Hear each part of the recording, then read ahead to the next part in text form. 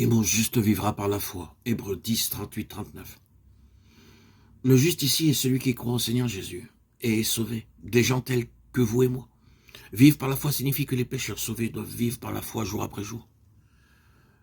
Mais s'il se retire, mon âme ne prendra pas plaisir en lui. Verset 38b. Le mot « il » désigne le juste mentionné. Plus haut, un croyant seulement a la possibilité de se retirer. Ce juste qui est déjà sauvé peut se retirer. Le moi, mon, fait allusion à Dieu, car Dieu ne se satisfait pas d'un juste qui retourne en arrière. Nous ne sommes pas de ceux qui se retirent pour se perdre, mais de ceux qui ont la foi pour sauver leur âme. Jusqu'à quel point va-t-il se retirer? Nous qui avons cru, nous ne périrons jamais puisque nous avons la vie éternelle. Cependant, nous pourrons nous retirer pour nous perdre. Qu'est-ce donc que se perdre? Cela signifie pas ne plus être sauvé, mais plutôt tout perdre, arracher jusqu'au fondement et avoir toute chose ébranlée. Mais de ceux qui ont la foi pour sauver leur âme. Ici encore, la Bible parle du salut de l'âme. Et une fois de plus, le choix est placé devant nous.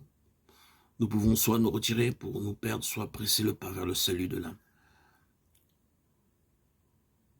Certaines personnes considèrent la phrase qui se retire pour se perdre très désagréable et soutiennent donc que ces paroles ne s'appliquent pas aux chrétiens. Pourtant, les chrétiens seulement peuvent se retirer.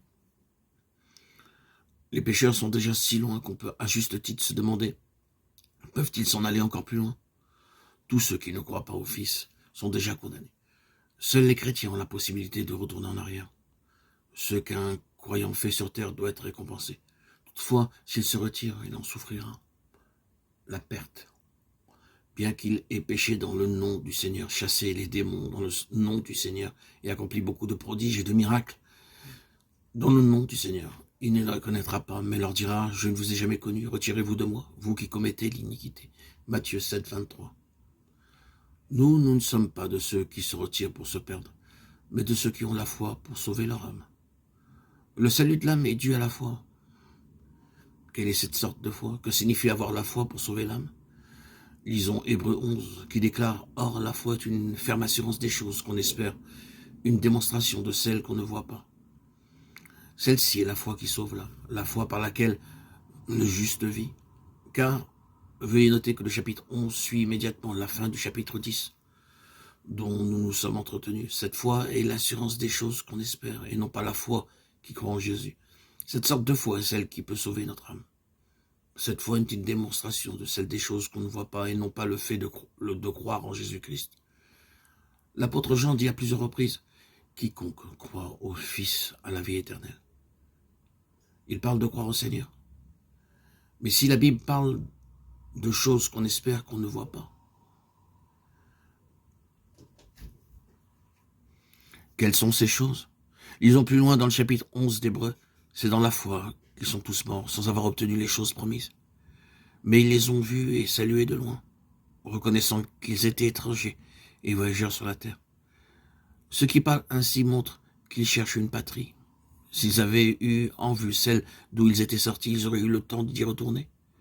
Mais maintenant, ils en désirent une meilleure, c'est-à-dire une céleste. C'est pourquoi Dieu n'a pas honte d'être appelé leur Dieu, car il leur a préparé une cité. Est-ce que nous le voyons maintenant? Ici, il nous est dit de quel genre de foi il s'agit. C'est croire que Dieu leur a préparé une cité dans le royaume, croire que dans ce monde, ils sont étrangers, voyageurs, croire que leur patrie n'est pas dans ce monde, croire que leur héritage est dans le futur, et non pas dans ce présent âge. Cette solide cité ne s'écoulera jamais. Le juste croit dans ce fait jour après jour, et jour après jour, il vit par cette foi.